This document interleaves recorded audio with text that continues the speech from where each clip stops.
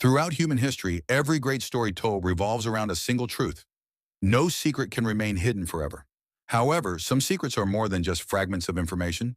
They are explosives, powerful enough to upend every balance the moment they are revealed.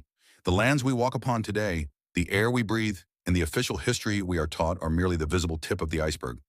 What remains beneath the surface is a vast mass, a void where documents were shredded, names were erased, and witnesses were silenced one by one. For thousands of years, whenever humanity looked up, they stared into the same infinite void. Modern man often assumes the UFO phenomenon is a byproduct of the technological race that began in the late 1940s. Yet the truth appears much earlier, in inscriptions buried under the sand, in drawings on cave walls, and in the dusty manuscripts of the Middle Ages. What we call the UFO mystery today actually possesses a history of observation spanning millennia. From ancient Mesopotamia to Egypt, from the sacred texts of India to the pyramids of Central America, stories of gods descending from the skies are told everywhere.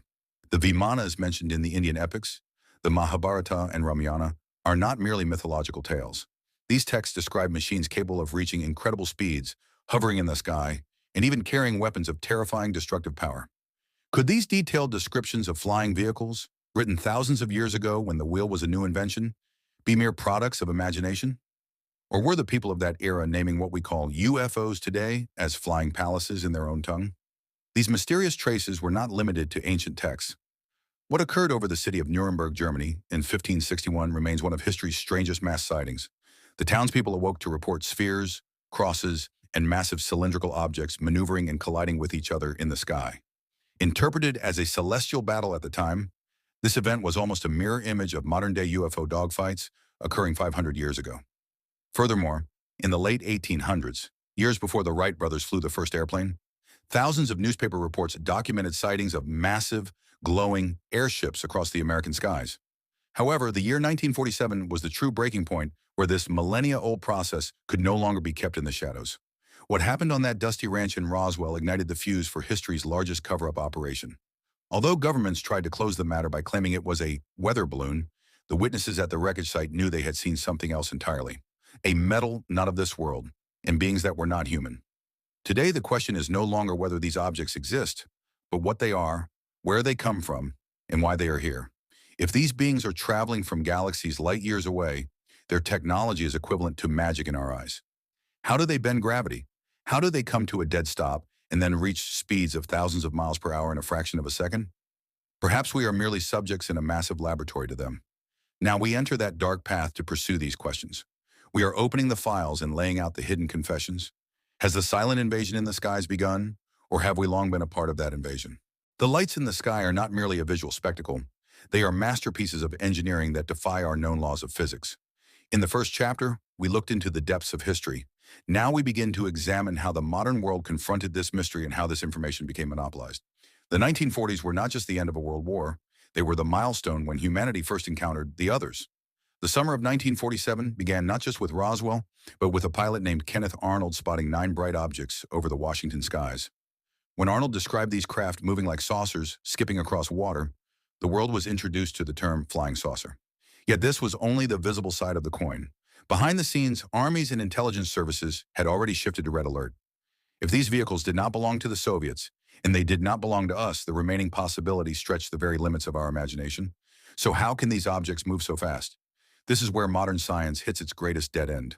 According to witness reports and radar data, these craft exhibit inertia-less travel.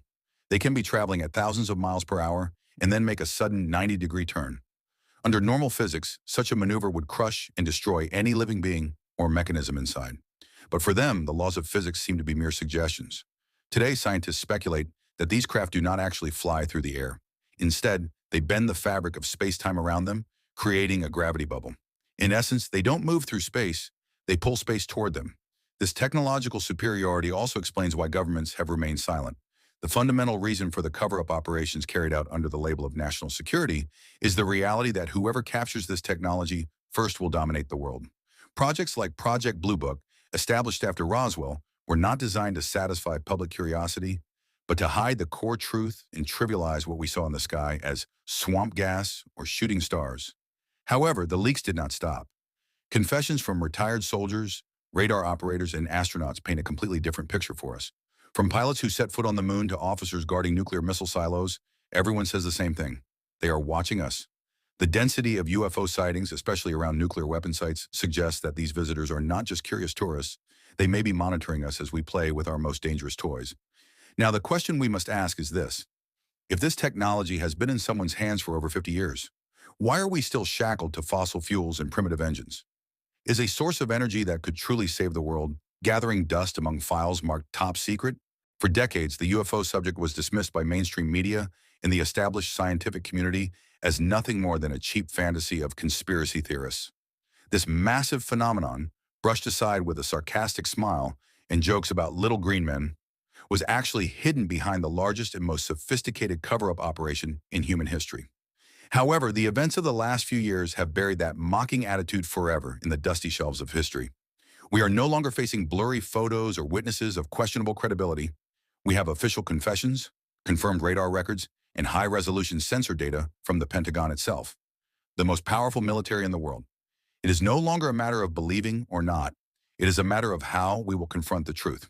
In 2020, the Pentagon's official recognition of the reality of those famous tic-tac, gimbal, and go-fast videos, which tore through the known laws of physics like a sheet of paper, was one of the greatest turning points in modern history. These vehicles, without any wings, known combustion engines, or exhaust trails, reach hypersonic speeds, dive thousands of feet into the ocean depths in seconds, and then climb to the edge of the atmosphere in the blink of an eye. The world's most advanced fighter jets, the F-18S, were left as helpless as museum pieces next to these objects. The pure shock and fear in the pilot's radio chatter was a summary of the helplessness humanity found itself in. Our skies no longer belonged only to us, and a power far superior to ours was playing a game of cat and mouse with us. However, the true massive shockwave echoed in July 2023 in the heart of Washington, within the very halls of the U.S. Congress. David Grush, a former high-level intelligence officer, gave bone-chilling testimony under oath before the public. Grush spoke of secret reverse engineering programs that the U.S. government had conducted for decades, hidden even from congressional oversight. His claim was of the kind that would rewrite human history. We possessed craft not of this world, and even non-human biological remains recovered from the wreckage of these vehicles. This shifted the narrative from merely seeing strange lights in the sky to the reality that humanity had made physical contact with another form of intelligence, and this monumental truth was stolen from the public, hidden behind a shield of national security. What do these beings want? Today, the data reveals that this intelligence shows a systematic interest in nuclear-capable military bases and carrier strike groups. This power hovering silently over our nuclear facilities, temporarily disabling our missile systems and manipulating our most advanced defense networks like a child's toy, whispers one thing to us. We were never alone on the vast shore of the universe. While we thought we were the masters of the cosmos, there were guests with technology thousands, perhaps millions of years ahead of us, silently watching from our doorstep. While we were just learning to play with fire, they were monitoring us in our own home by bending the interstellar void. The darkest side of this cover-up is not just the technology, but the power that this technology provides. If zero-point energy that could free the world from fossil fuel dependency or systems that control gravity are in the hands of a secret minority, this is not just science fiction. It is global enslavement. Is this information, which could mean free energy, limitless travel, and the end of diseases, being hidden because it would demolish the current world order and economic pyramid? Perhaps the truth is being concealed not because it is too shocking for society to handle, but because it is so liberating that the elites would lose their control. The truth is no longer in secret underground facilities or dusty archives.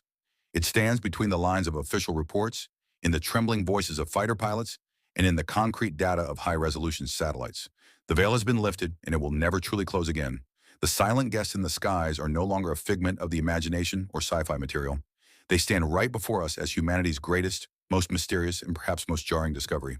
Whether we are ready or not, the silence has been broken. Humanity is on the verge of learning its true place in the universe, and that it is not alone. Now, only one question remains. While they are here and the truths are spilling out one by one, what will we do? Will we continue to keep our eyes closed, or will we wake up to a new dawn?